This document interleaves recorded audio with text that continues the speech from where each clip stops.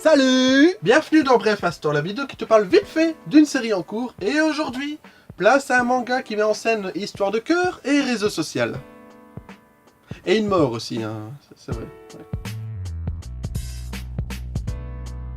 Double Mi, c'est donc un manga qui est sorti il y a moins de 2 semaines aux éditions Ankama. Côté histoire, nous suivons Eri et Eiko, deux amis qui passent leur temps à rigoler, à s'amuser, mais aussi à parler de Dozan, un garçon dont elles sont tous les deux amoureuses. Seulement, Eri va finir par mourir dans les circonstances que je vous expliquerai pas.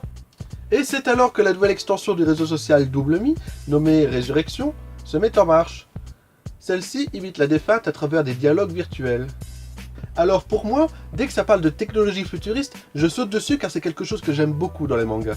Seulement, moi qui m'attendais à voir quelque chose dans les styles de Prophétie ou de Reset, j'ai été surpris qu'en fait c'était pas vraiment le cas. J'aurais même pensé qu'il y aurait plus de choses à travers le réseau social, mais en fait il est surtout là pour permettre l'interaction avec le fantôme de son ami. Enfin, du moins d'après ce premier volume, hein.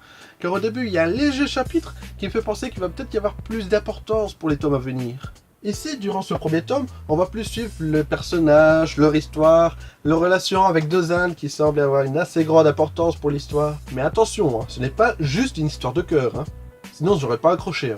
On a une autre partie avec un autre groupe que je m'attendais pas vraiment voir dans cette histoire, et malheureusement je ne peux rien dire parce que sinon vous aurez plus la surprise. Hein.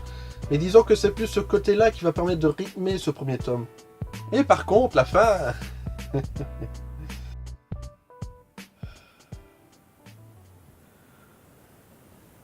Terminer un tome de cette façon, ça devrait être interdit.